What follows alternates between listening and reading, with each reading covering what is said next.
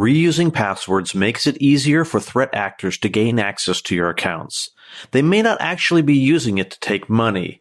They may be impersonating you to scam others in your network. Today's guest is Joel Hollenbeck.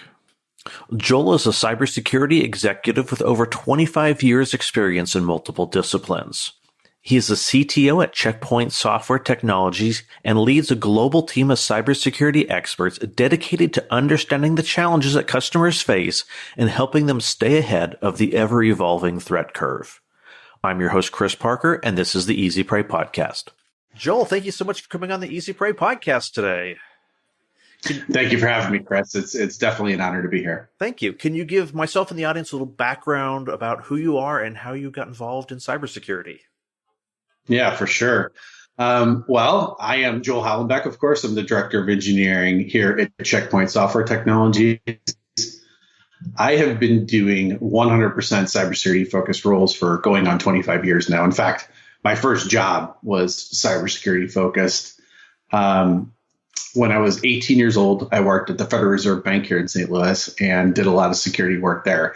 And I got into that, Chris, because I just had this, I had a computer system like many people my age, back in the day, and we had bulletin board systems. And one of the fun things that we did is we messed with each other's bulletin board systems. We would hack it, and then the same people who we hacked would hack us back. It was a tight-knit group of people, and we all knew each other, and this was part of the fun. And so that gamesmanship, if you look at it that way, of, how do you breach a system and how do you protect against the system, created this interest in me. And I was already interested in computers. And so I thought, hey, I can make a lot of money doing this. And at the time, 25 years ago, of course, cybersecurity wasn't a term. In fact, security in the realm of IT wasn't anything that a lot of people took seriously. There was, issues here and there, but it was more like a sideline discussion. But it was truly the interest that I had at heart from the very beginning. And I focused on that, like I said, 25 years ago. And for the last 16 years, I've been here at Checkpoint Software Technologies, following that passion. And I love every day of it. So before we start talking about getting into the meat of it, have you ever been a victim of a cybercrime? I have indeed. Fast forward 25 years later, I have a daughter who's now 16. She'll be 17 next week. I have a nephew who lives with me. He's 17. He just turned 17. And they have their own computer systems, if you will. And, you can't monitor everything that everybody does on those systems every day. I try to share some of my wisdom. Of course, they're going to blow me off as, oh, Dad, that's silly, or oh, Uncle, that's silly. But it's a very serious, challenge. And sometimes it could affect the things that you do here, even in the house. And unfortunately, on one of the systems where I happen to be logged into an Amazon account that belongs to me, right, for the house, for my Amazon Prime subscription and other things that we conduct business with in Amazon, one of the kids, I guess, opened up a link that they got via email. And that opened the door to, a remote control attack, a rat attack on that computer. And unfortunately, the threat actors in that case were able to get onto the Amazon account that was logged in and start ordering stuff. And they were very crafty about it, right? They knew what they were doing. This is what they did with this rat. They weren't trying to take control of the computer for any other reason than to go after Amazon accounts. It was clear that this was their particular forte. They would order a gift card that couldn't be returned. Amazon didn't have any recourse either, and they would spend it. And within minutes, they would also order a small grocery item would be in my house. Like it would be, under $10 in a separate order. And then the next order would be another gift card of an increasing amount. And they would continue the cycle over and over. And what they were trying to do, I found out later, is they're trying to stay under the radar and trying to fool Amazon's, fraud algorithms and trying to not get captured there. Luckily, for me, I had several different feelers out there, right? As I advise everybody to do, like have alerts on all your bank accounts and your credit cards where you get text messages, emails, and so on and so forth, because you're part of that fraud system. And my credit card carrier in this particular case, kept sending me information about charges that were occurring on my account. And I saw a few of them. They were really small amounts, and it didn't concern me at that time. But then I also got a fraud alert from the credit card company. I looked into it further, but by that time they had racked up, I don't know, somewhere around $400 in these gift card charges. And Amazon won't return. In this particular case, they wouldn't return the money either. Had to contact the credit card company.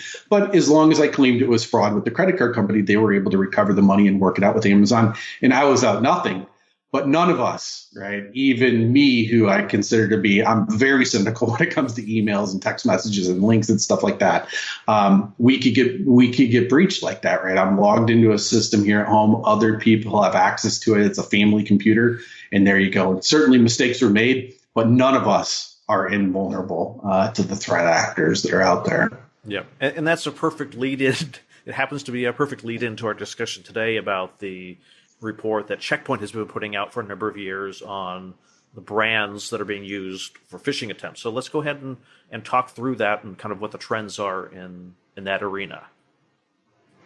Yeah, for sure. Well, I guess it's a couple of things to start out with. Of course, the threat actors and the phishers constantly have to evolve their tactics, and they have this Rolodex, if you will, of ways to approach people. And, as they utilize those various methods to contact people and try to get them to click on a link or open up an attachment, they will saturate that particular methodology, right? People will be onto them in that particular approach. For example, over time, we've seen a lot of phishing move from email to SMS, and we believe this is because people, have their guard up when they talk about email. But when they get an SMS, it may seem a little bit more personable, right? And so some folks may be a little bit more trusting. I find that hard to believe, right, as somebody in cybersecurity, but that's the reality of the world. People are more trusting on SMS for the moment, and then they'll move to another communication methodology. And that's kind of what we see in this report, right? For the longest time, there were a number of different brands that were used to try to, send phishing attempts, right? For example, FedEx or DHL, you may get an email from one of them with a PDF attachment that the phishers are hoping you're gonna open up, and of course that PDF is malicious and it's going to take over your computer. Well, our latest report has actually found that the number one brand currently that's being used by these phishers is LinkedIn. And we believe that's because the threat actors are trying to harvest credentials for LinkedIn accounts. And what they want to do with that afterwards is, of course, use that to basically get under the radar with people's trust. They want to use those LinkedIn accounts for further phishing attempts against the contacts that those accounts have in LinkedIn, right? So this is a new methodology. They've done this before with other platforms, and they'll do it again, right? So it's cyclic in nature, if you will. But I think it's important to point out not only these methodologies and these trends that we see in phishing, but it's also important, right, to highlight the issues that we see out there and the brands that are being used for these phishing attempts in order to raise awareness, not only for the individuals out there, right? Be aware that you may get an email from DHL with a malicious attachment, or what looks like it's coming from DHL from a malicious attachment. But also be aware now that people are going to try to be stealing your LinkedIn credentials to further their threat acting and their phishing attempts that are out there. We also need to raise awareness with those brands as well. They're part of this community, and they need to protect their own brand, and they need to also help their customers, right? So they need to communicate out to those folks and let them know that this is going on. So do you think any of the move towards an increase in use in LinkedIn has to deal with more people also looking for new jobs right now? I think that's part of it. I mean, look, the phishers are going to look for any platform where they could try to again get around people's trust issues. They didn't trust email, so they moved to SMS, and with LinkedIn, they're going to go after close contacts of LinkedIn, go after them. And of course, to your point, there's a lot of activity on LinkedIn. The job market's really hot, and people are posting jobs out there looking for, experts in whatever field they're looking for, and people are looking for jobs. I think that makes it rife for a platform, for phishers to apply. Certainly I think that's a big part of it. Yes, Chris. Okay. So I've definitely seen some of let's talk about the SMS a little bit here. I've personally received the ones that are, to me, like really poorly crafted. It was, hey, this is wrong wireless carrier. Thank you for paying your bill. Here's a gift, which I thought was like, oh, that just seems to be particularly poor. But like, how are people using SMS in terms of phishing? Yeah, I mean, there's a myriad of methods. I've gotten SMS phishing attempts referring to Ukraine, one of the hottest topics lately, which people are going to jump on. Every major holiday, for that matter, every major shopping event, there's a lot of phishing attempts around. So I've seen ones from Ukraine lately. I also saw ones in recent times about Amazon, which is ironic because my Amazon account was hacked by the computer takeovers I mentioned earlier, saying that, an Apple product of $1,000 or so and so forth was purchased on Apple, and they want you to confirm it by clicking a link. This is just yet another method that the phishers are going to try to use in order to get people to click on those links. It's for those of us in the industry, right? They're just recycling the same methodologies over and over again. The Ukraine attacks, for example, that I saw via SMS, wanted you to open up a web page which talked in very, very similar language, Chris, to what we saw in the Nigerian print scams of decades old, right? So it's everything that was old is new again, over and over and over again in these phishing attempts. There's very little that's new. But that being said, I will give credit to the phishers. They're incredibly creative, and they are willing to put in the time in many cases in order to hit their mark. There's these low-level phishing attempts which seem very elementary. These are the ones where they'll send out millions and millions of messages. They'll get a very low return rate of under 1%, but they will, they'll still be able to make immense profits from doing that. On the other end of the spectrum, of course, there's the spear phishing attempts, right, where they may spend weeks, months, or even in excess of a year in certain cases, where they'll be studying their targets. They'll understand their business transactions. They'll understand, what bills may be coming up, so on and so forth, and they'll use all that information again in order to garner the trust of their victims to pretend to be somebody that they're not, send in emails, and try to get the person they're going after to do a financial transaction to an account that the phishers own, or whatever the case may be, right? So there's varying levels of detail there, and the phishers are in it to win it. They make a ton of money doing this. And in another realm of this, is the ransomware, right? Ransomware gets into these environments, Chris, and 90% of ransomware gets in via phishing, and ransomware is a huge problem. So there's a lot on the line here. We could talk about this in simplistic terms and talk about the various methods that people are using. And to many of us in cybersecurity, we just say you just need to be more cynical. But there's a lot on the line, right? And a lot of businesses interrupted. In fact, our lives are interrupted as a result of this type of stuff. Yeah, definitely. Are you seeing moves to like other messaging platforms as well? Yeah, I mean, look, LinkedIn is its own messaging platform. Yeah. And I think that this follows that trend, right? You have email, which is very broad and everybody has access to. And as that becomes a diluted market or becomes oversaturated with phishers, and people become less and less trusting of their email. In fact, I know many people that don't even read their personal email.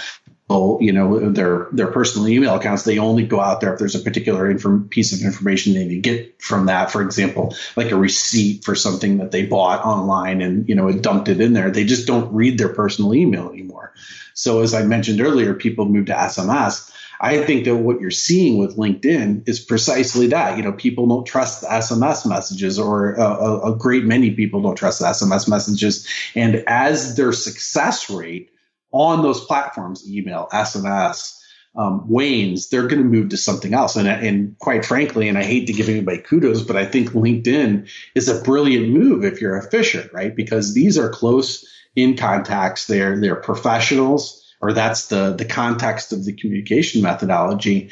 And, if they craft their messages right, they'll be able to reach out to people and I think get in underneath that barrier. And if it's not LinkedIn, it's going to be something else, right? We've seen, many phishing attempts on WhatsApp and other messaging applications. In fact, there's been, phishing attempts that are campaigns that we've seen on things like Snapchat, for example, right? So it doesn't matter what the platform is. The phishers are going to follow where they think they can get success. They're going to measure that success, and they're going to double down when they get it. Yeah, so I guess there's, in some sense, particularly with LinkedIn ones, there's almost two sides to it. There's an account that's being compromised in order to perpetrate the attack, and then people that are being targeted. It's almost you have to, we say it a ton on the podcast is, everyone needs to be using a password manager and unique passwords. And that helps to some extent accounts from being compromised. But it's almost, you almost have to even if you think your account hasn't been compromised, check your messages once in a while to make sure weird outgoing messages aren't happening from your LinkedIn account. Yeah, that's true too. I mean, I think that there's a number of things the individual consumer needs to undertake, right? We all have a responsibility in this. And, I certainly advise that everybody uses unique passwords on each system, right? The reuse of passwords has been proven over and over again to be a huge mistake. If one is breached, they're going to get posted on websites. And then, the threat actors have been able to reuse those credentials on other websites. And in order to counter that, I suggest using unique passwords on every website. Certainly use multi-factor authentication everywhere that you can, and demand it from financial institutions. And when I say financial institutions, I'm going to broaden that, Chris. Of course, people are going to think of the banks first and other folks like that. But even Amazon, you're doing financial transactions with them on a regular basis. Oftentimes, you're going to store credit cards with them, right? So they could charge your Prime account so that you can order things without entering your credit card every time. Use MFA. Demand that you have MFA capabilities on those websites. Set up alerts on them. It's something that I looked for on Amazon here recently. I have alerts for all my credit cards and bank accounts for transactions over $1, for example, where I get SMS and email on that. I'd like the same thing from Amazon. Now, and I don't know precisely how Microsoft and LinkedIn is going to respond to this, but I certainly think that this is, an opportunity for them to take into account those things as well, right? Are there facilities on LinkedIn where you could set it up where you get an alert, you get a text message whenever your password is changed, or a login to your account comes from a new IP address or a different geography, for example? All of these things are, potential examples of how organizations, and I don't want to pick on just Microsoft and LinkedIn, but how any organization so situated can help consumers be part of, the solution to the security problems that we all face. And I think we have to be, we have to be careful about when those things are implemented. I remember one vendor, I got a text message from them saying, your password has been reset. Or maybe I got an email saying, I got an email saying that my password was reset. I thought, well, I didn't request it. I'm definitely not going to click on something. Yeah. I don't want to necessarily trust that the password reset email is legitimate. Definitely not going to click on anything from that. So I went and ultimately ended up calling the company, and someone had called in, provided fake credentials, claiming to be me, and was starting the process to take over the account. And yeah. And so the conversation was like, okay, so I've got some basic security on this account. Like, how do we turn on more security on this account? I can't afford to have this account compromised. And it was not the sort of thing where this entity, they They did not make it easy to find out that there was more that you can do to lock down the account. They had internal mechanisms that you could do, but they were only available on request, and they didn't publicize that you could do it. Yeah. So it's almost, in some cases, you need to call the companies and say, hey, I want to enable extra security on my account. How do I do that? Yeah, it's a really good point. And the average consumer isn't going to have access to those either, right? If you're talking about like you're an Amazon customer or a Netflix customer, those are low touch consumer facing organizations. And they wouldn't take my phone call with regards to fraud, for example. And LinkedIn isn't going to take your phone call. And maybe I should say, maybe that's unfair because I don't know that to be the case. I suspect that LinkedIn isn't going to take my phone call to talk about my account security over there. I think it's pretty safe to say any social media platform does not have a public-facing customer service number that will actually help you. Correct. I'm willing to make that statement and broaden it. If they're wrong, then they can contact me and I'll update my notes. 100%, right? So, and that's the point now. I'm presuming that you had, an issue with the domain and your registrar, you're able to contact them, right? Where it's a little bit more high touch. I'm glad that you got that customer service, but I don't think that is, I don't think that's the standard fare, even for domain registration, unless you're spending a lot of money where you get that level of high touch. And to your point, it's great to know that sometimes there's, security tools that are behind the scenes that we may not be aware of. But awareness, is a double-edged sword. Of course, if we make all the threat actors aware that those tools are available, they're going to try to find ways to go around them. But if the consumers don't know about them, then how are they going to be leveraged effectively at the end of the day? It's up to, the organization on the back end to implement them. I don't know that I trust that. The thing that I'll mention is, the security by obscurity. And I don't know that that's what they were doing, but if they were hiding the tools because they didn't want to make them known so they can't be breached, I don't think that's a good long-term plan either. I think it's a vote of no confidence that they trust the security controls that they have built in at the end of the day. And, it's an opportunity to take a look at what tools, what processes do we need to put in place in order to make sure that these accounts are taken over, that, domains aren't stolen from Chris Parker, right? Yeah. Those are the things that need to be taken a look at and addressed rather than hiding those tools, if that's indeed what they were doing. Yeah, I won't disclose what type of vendor it was because I don't want to. No, I totally understand. I wouldn't either.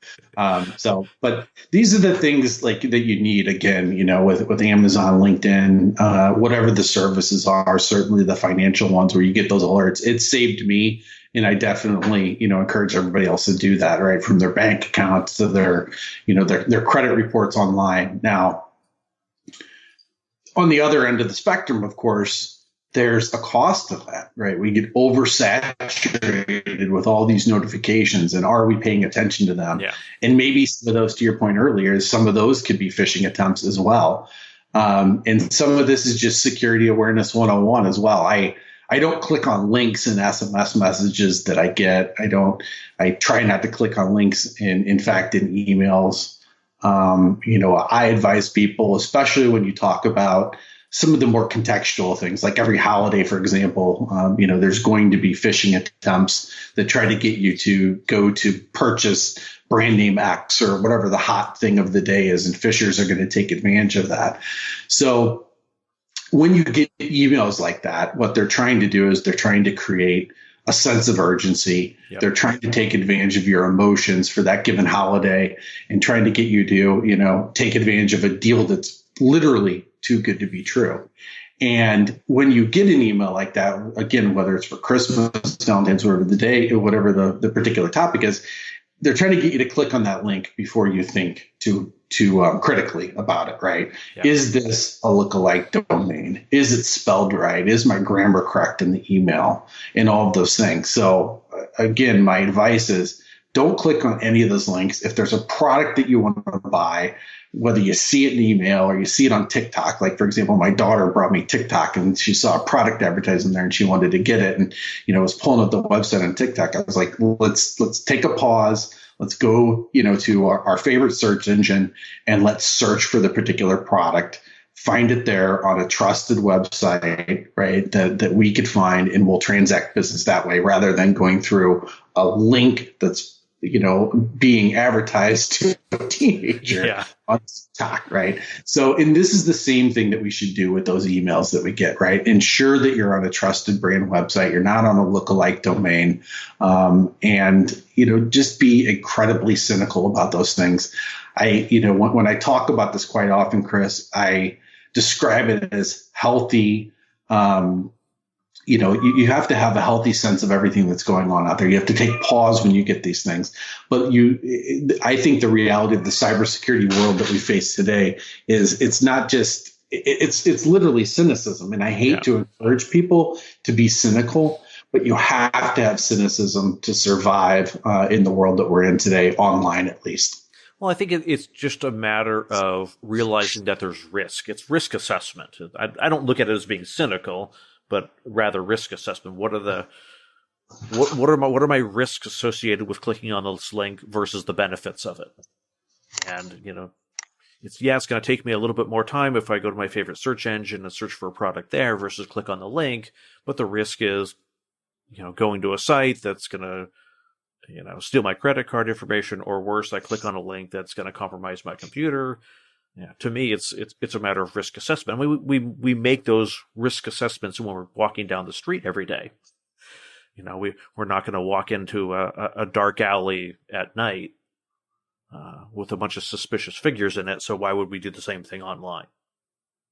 Yeah, no, I agree with you, and I think that for those in cybersecurity or are familiar with the concepts, it can be that healthy skepticism. I think for the vast majority of targets of phishing attempts, however, I'm not sure that they take into account the things that you mentioned, right? I don't necessarily do that full risk assessment, which is why I encourage them to be extremely cynical and don't trust anything they get. And they even ask, right, the point about these latest trends that we're seeing with LinkedIn. You're like, well, what about messages that I get from friends and family? And you hate to tell some people in your life that you can't even trust those, right? It's not that you don't trust those people. It's that you don't know that the person on the other end of that message is who they represent themselves to be, and that the link is something that particular person meant to send you. Yeah. And I don't think that that's a good way of going through life, generally speaking. But when it comes to electronic communications, if you're trying to protect your computer, your system, and your accounts, your personal identifiable information, you have to be cynical about those links, about those attachments, and be extraordinarily careful. Yeah. And so that's kind of the world that we live in. And I think that that's the advice we have to give to lay people with regards to handling the processes of those messages. Mm-hmm. So with the increase of LinkedIn being used as a vector for phishing, do you think, is it part of a broader trend towards more spear phishing, more targeting, or do you think it's more just the flavor of the day? I think it's both. We talked about the one end of the spectrum of the mass phishing attempts that are out there. And then we talked about the spear phishing. And I think we're going to see both of those things on LinkedIn. I think you're going to see the mass phishing attempts and an attempt to launch ransomware into additional environments. And then you're also going to use, they're going to take high value accounts, if you will, mm-hmm. right? First of all, they're going to try to take over as many LinkedIn accounts as they can. But for those high value accounts, right, if you're able to get C-level accounts or other executive level accounts, the threat actors they're smart, right? And they've done this for many years. I suspect that they're categorizing them, right? They're categorizing them into high value, and they're categorizing them into the ones that can be used for the mass broadcast phishing attempts that are out there. Yeah, we definitely saw that with Twitter. The hack, I think it was last year, where Musk's account got I guess it was a backend. His account was not necessarily hacked directly, but a backend. But there was all those cryptocurrency posts from high value accounts. Send me Bitcoin and I'll double it. And so I suspect there you'll see the same motivation is there on LinkedIn, is that if I'm getting correspondence from someone who's a C-level public figure, I'm going to read this, I'm going to click on it, I'm going to take it with a level of urgency that I might not some other type of communication. For sure. And I think on some of those accounts, for example, just like we see in some of the really sophisticated spear phishing, the threat actors are going to start reading through the messages that were sent and received by certain accounts on LinkedIn. And they're going to see if there's an opportunity to do a little spear phishing with that account.